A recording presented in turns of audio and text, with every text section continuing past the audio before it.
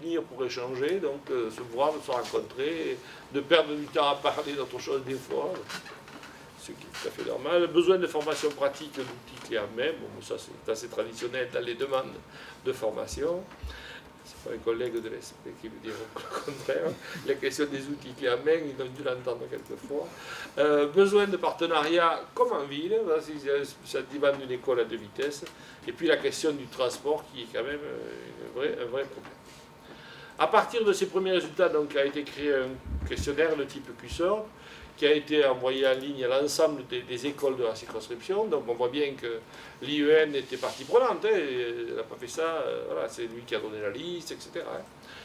Voilà, pour essayer de confirmer ou non les éléments du focus group. D'ailleurs, il a demandé aussi une synthèse des résultats, enfin, il est tout à fait associé. Donc, avec les 3 volets du travail enseignant, et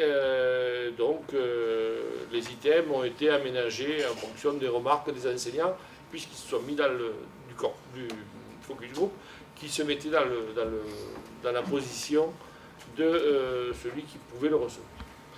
Alors, au niveau des spécificités, qu'est-ce qui est ressorti? Bon, 3 spécificités n'ont pas été confirmées par le questionnaire. Sur la question de la polyvalence, et notamment par la question des directeurs, ce qui se comprend, puisque quand on est en classe en milieu rural, on est souvent directeur ou chargé d'école, ce qui n'est plus le cas dès qu'on passe à 3 ou 4 écoles, donc voilà. La question de la solitude dans l'école, dès qu'on passe à beaucoup d'enseignants, c'est moins ressenti parce que c'est vraiment quelque chose qui reste pour les enseignants du rural. Et le travail qui est mal connu, le travail spécifique de l'enseignant en milieu rural, qui est mal connu et peu valorisé. Bon, toutes les autres propositions ont été validées. Alors, quels sont les résultats les plus révélateurs donc, la question du développement de compétences au moins aussi importante que celle des élèves de ville. Bon, ce n'est pas les rats des chats et les rats de ville, mais cette idée que dans le milieu rural, de par le multiniveau en particulier, les questions d'autonomie au travail, de prise d'initiative sont plus importantes. Ouais, donc c'est écrit en dessous aussi. Donc c'est aussi bien sur les résultats que sur l'autonomie, mais bon, autonomie et résultats, forcément c'est corrélé. Plus de la moitié pensent qu'ils réussissent aussi bien, sinon mieux. Et puis la question des relations de proximité avec l'ambivalence, hein, avec les parents et avec les élus, avec l'ambivalence de la proximité. Donc on a fait une espèce de portrait type de l'enseignant rural. Donc, il accompagne la réussite des élèves de la même façon qu'en ville. Il ne se sent pas seul dans son école et se concerte avec ses collègues. Il développe des compétences particulières. Il développe beaucoup l'autonomie de l'élève. Il est proche des parents. Il n'a pas connaissance de ce qui se fait en ville. Les résultats au niveau des besoins, ce qui est demandé, c'est du temps d'échange. Du temps d'échange avec les collègues d'une même école et aussi avec des collègues d'autres écoles, alors ce qui demanderait des organisations, des autorisations d'absence, etc. Entre collègues d'un même secteur et, si possible, des visites croisées entre écoles, ben ça c'est évidemment très demandé. Des animations pédagogiques spécifiques, des plateformes de mutualisation et de support pédagogique, comme les plateformes adaptées, qui leur manquent. Et quelque chose d'une formation qui serait une formation initiale et continue spécifique au rural.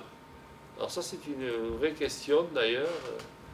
Alors je fais juste une parenthèse, on avait évoqué ça au moment des assises de l'enseignement agricole, parce qu'on se demandait, enfin le thème avait été évoqué, de par les particularités qu'on a abordées hier des établissements d'enseignement agricole, est-ce qu'il n'y aurait pas quelque chose à faire pour l'école rurale au niveau des enseignants du ministère de l'Agriculture, de repenser peut-être, alors évidemment, s'il est question de piquer des écoles en éducation nationale, ça c'est perdu d'avance. Mais voilà, je ne sais pas, penser autrement là, ou je sais pas, ou de formation, parce que sur les questions de territoire et de prise en compte du territoire, l'enseignement agricole a beaucoup de choses à dire.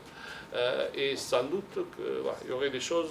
Bon, vous savez, à Toulouse, évidemment, on a l'INSFEA qui forme tous les profs de l'enseignement agricole public, donc on connaît bien ce domaine. Et c'est vrai qu'il y aurait sans doute des choses intéressantes pour les enseignants du milieu rural, même pour le primaire. Alors de quoi a besoin, là aussi c'est une synthèse, hein. Il a besoin, alors j'ai mis de rapport humain, elle a mis de l'humain, c'est-à-dire, voilà, il ne se sent pas seul, mais il se sent isolé, ce qui est quand même, voilà. Et que les nouvelles technologies, visiblement en tout cas, ne permettent pas de nouvelles. Il ne faut plus dire nouvelles. Que le numérique, pardon. C'est un peu ancien, ma nouveau. Que le numérique ne permet pas visiblement de pallier.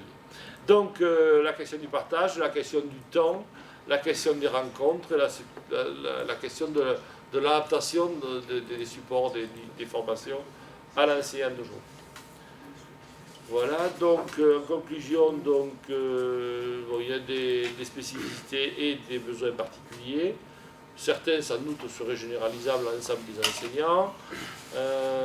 Bon, la question du temps pour échanger et puis rompre l'isolement. Enfin, le temps pour échanger, ce n'est pas spécifique, à mon avis, au rural.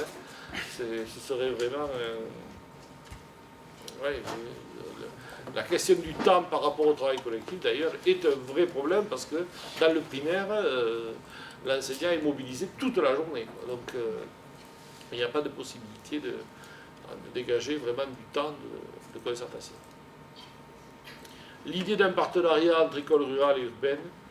Alors après, l'histoire du chef d'établissement de collège qui fédérerait, enfin avec un établissement du premier degré, ça c'est la deuxième mouture, je pense, puisqu'il y a eu une première proposition avec le rapport PER, où c'était des établissements ruraux qui s'organisaient entre eux pour, enfin, qui s'organisaient indépendamment des collèges, enfin pas indépendamment en termes de territoire justement, mais en termes de structure. Il y avait l'établissement du primaire, l'enseignement du secondaire. Là, l'idée qui était dans la dernière proposition, c'était de fédérer autour de...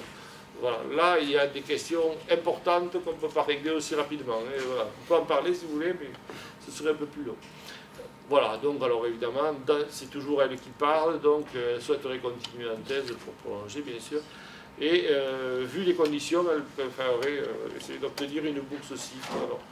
Alors pas avec l'éducation nationale, bien sûr, puisque l'éducation nationale ne finance pas non plus les CIF, mais peut-être avec le conseil départemental, parce qu'il y a eu un problème dont vous avez entendu parler, notamment d'inondation très importante dans l'Aude, où plusieurs écoles ont été, enfin de nombreuses écoles ont été ravagées, et donc accompagner le processus de remise en marche pourrait être une préoccupation ou d'une intercommunalité ou du conseil départemental.